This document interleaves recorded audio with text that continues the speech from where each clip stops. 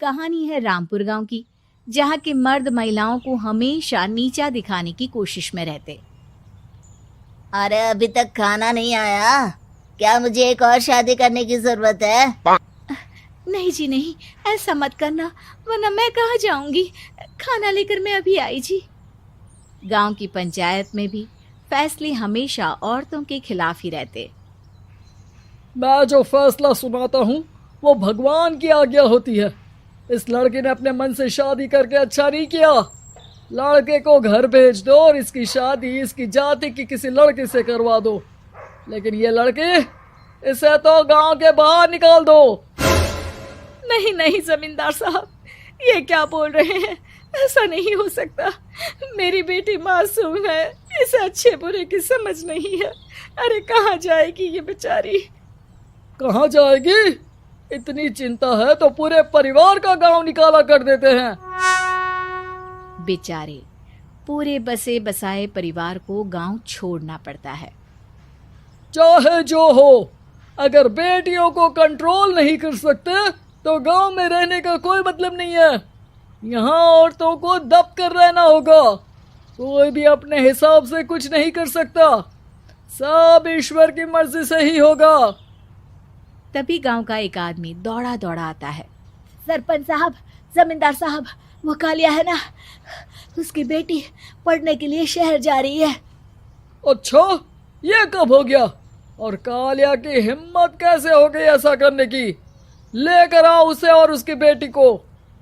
बस फिर क्या था, हाजिर हो जाते हैं कालिया और उसकी बेटी सरपंच के सामने। अरे कालिया, ये क्या सुनने में आ रहा है? बेटी को इंजीनियर बना रहा है तू? और ये बता, गांव में तो स्कूल नहीं है, फिर कहां से इतनी क्लास पास कर गई तेरी बेटी? राधा, जो कि कालिया की बेटी है, उसे लगता है कि सरपंच उसकी तारीफ कर रहे हैं। सरपंच जी, मैंने ऑनलाइन पढ़ाई की है, डिस्टेंस लर्निंग से। सभी में मैंने अच्छे नंबर पाए हैं, जिसे देखते हुए शहर की इंजीनियरिंग कॉलेज में मुझे स्कॉलरशिप मिली है। वाह जी वाह, क्या होती है ये? पहले तो ये बताओ, फिर आगे की बात करते हैं। पूरा गांव राधा की बात सुन रहा था और राधा बोलती जा रही थी।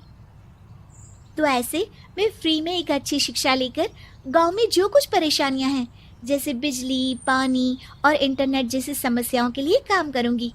मैं गांव को शहर से जोड़ने के लिए पुल का निर्माण करवाने का प्रस्ताव रखूंगी। मुझे पूरी उम्मीद है कि जल्द ही हमारा गांव भी तरक्की की राह पर चल पड़ेगा। राधा की बात सुनकर सारे गांव वाले ताली बजाने लगते हैं। सरपंच को समझ नहीं आता कि वो क्या करे।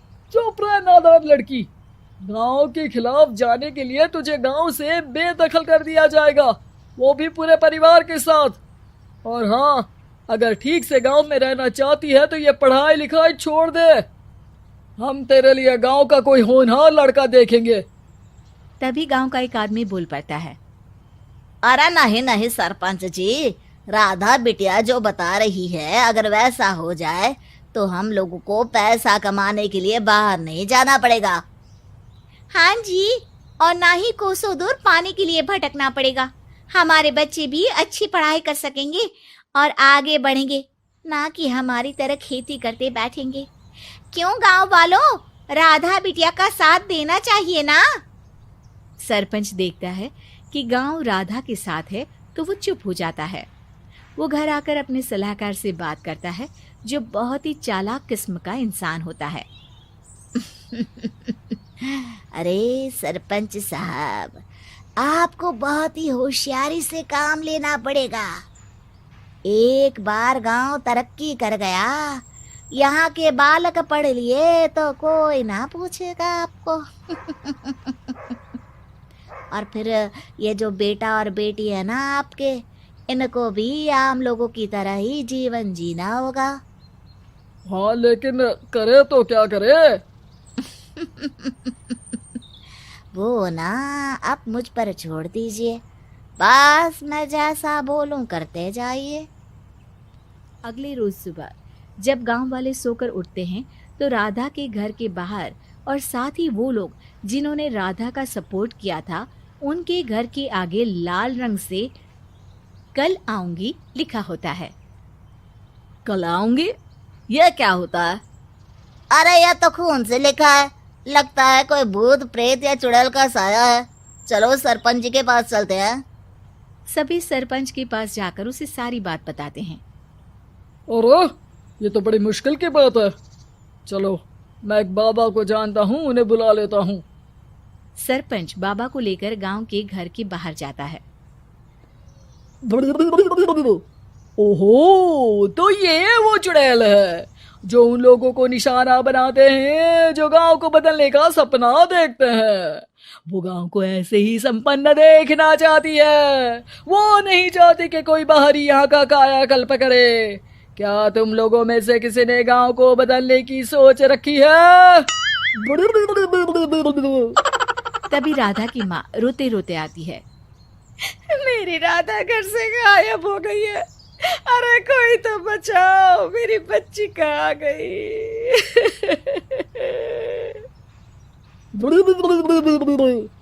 ले गई वो चुड़ैल, तेरी बच्ची को ले गई।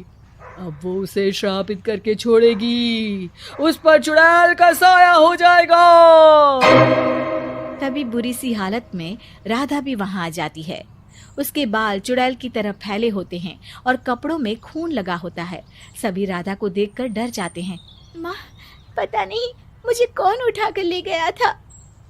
अरे दूर दूर हो जा चुड़ैल, अब हम लोग इस गांव में नहीं रुकेंगे। अरे कैसे बातें कर रहे हैं आप? कल तो आप मेरे भरोसे गांव का हुलिया बदलने, अपने बच्चों को पढ़ाने और तरक्की उन्नति की बात कर रहे थे, तो आज क्या हो गया आपको? ये फिर तुम लोगों को बहकाएगी। ये चुड़ैल गांव में आ चुकी है, ऐसे ही ये तुम्हारे घर के बच्चों को भी ले जाएगी। गांव वाले राधा को गांव से बाहर निकाल देते हैं। उसके माँ बाप रोते रहते हैं, लेकिन गांव वाले नहीं मानते। मैं भी अपनी बहन के साथ गांव के बाहर रहूंगा, लेकिन वो पढ़ाई नहीं छोड़ेगी। वहीं सरपंच के घर पर सलाहकार कहता है। देखा, सांप भी मर गया और लाठी भी नहीं टूटी। लेकिन अगले ही दिन सरपंच के घर के बाहर भी वही शब्द लिखे होते हैं। और फिर सरपंच की बीवी कहती है, हमारी बेटी को किसी ने अगवा कर लिया है। तभी राधा का भाई वहां आ जाता है। अरे गांव वालों, मैंने सरपंच जी की बेटी को देखा था। वो चुड़ैल उसे उठाकर ले जा रही थी। अरे क्या मजाक कर रहे हो? नहीं नहीं सरपंच जी, आप नहीं जानते। वो चुड़ैल अब आपकी बेटी में आ जाएगी, जैसे राधा के अंदर आ गई थी। तभी सरपंच की बेटी वैसी ही हालत में वहां आती है जैसे राधा आई थी। पापा, पता नहीं कैसे मैं गायब हो गई थी। चुड़ैल, इसके अंदर भी चुड़ैल का साया है, मारो इसे। अरे नहीं नहीं, इसे भी राधा के पास गांव के बाहर ही भेज दो। अरे चुप रहो, मेरी बेटी कहीं नहीं जाएगी और चुड़ैल वुड़ैल कुछ नहीं होता है। अरे कैसे बात कर रहे हो सरपंच जी?